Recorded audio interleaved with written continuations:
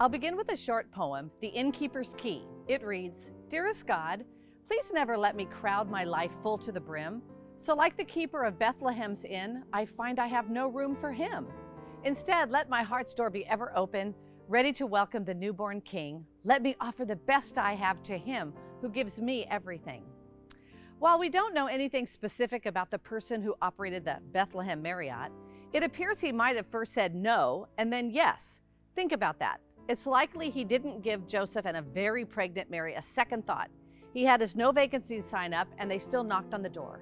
But then, well, Kim Taylor, a Christian blogger, wrote this. I had never thought much about the innkeeper. He is depicted in Christmas stories and pageants generally in one of two ways. Either he closes his door in the faces of the couple, or he shows them around back to the stables with the animals. What is the truth about the innkeeper? Well, none of the biblical accounts of the birth of Jesus even mentions the innkeeper. In fact, the only reference to a manger or an inn is in the book of Luke. And she brought forth her firstborn son and wrapped him in swaddling clothes and laid him in a manger because there was no room for them in the inn. On the basis of that single sentence, we convict the innkeeper of shutting Jesus out.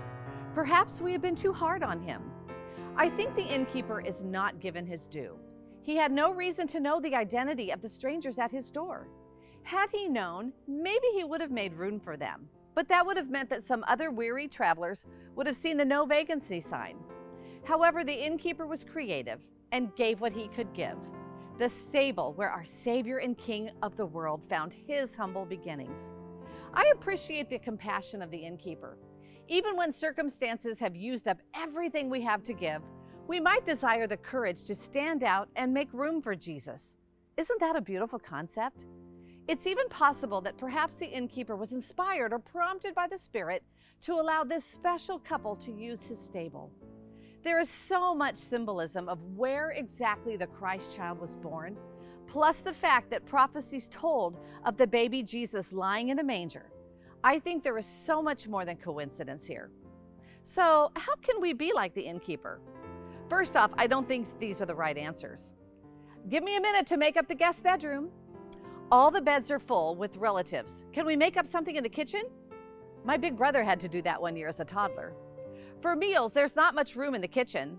My mom made everyone go out the front door, walk around the side of the house via the driveway, go in the back door, and get their food in our tiny single-file kitchen. Or we could heat up the RV that's parked out beyond the shop. Or you can use the guest room, but at night we shut the cat in the laundry room just below and he kind of howls all night long. Seriously though, when all of the worldly Christmas traditions threaten to fill our lives until our no vacancy sign is turned on, let's find a way to let Christ in. Find room for him this season and all year round. Do something different. Add a new tradition or continue an old tradition that allows you to take some time to let Christ into your life. So how do we really make room for Jesus? In this busy world in which we live, how does he get priority in our lives? What comes first each day? The wake up to get our coffee, the work we perform to get our hair, makeup, clothing presentable, the children gotten up and going, the appointments made and kept, the job and employer that needs us to fill our duties, that house that constantly needs our attention, the meals that don't prepare themselves, the hobby project that cries out to be completed, the washer and dryer that constantly beep at us to fill and empty and fill again. After all of this, and likely much more, when do we find time to open the door for Jesus? When do we make time to abide with him and relate with him so that he may speak into all of these activities, that he may speak into our relationships, that he may speak into our hearts? It's my prayer for myself and you that the God of this Advent season, the maker of heaven and earth, the provider of all things, the lover of our soul, the Savior of the world, would bring a new sense of peace, comfort, and joy, but also confidence, contentment, patience, compassion, and mercy in the days ahead, in the months ahead, and in the years ahead.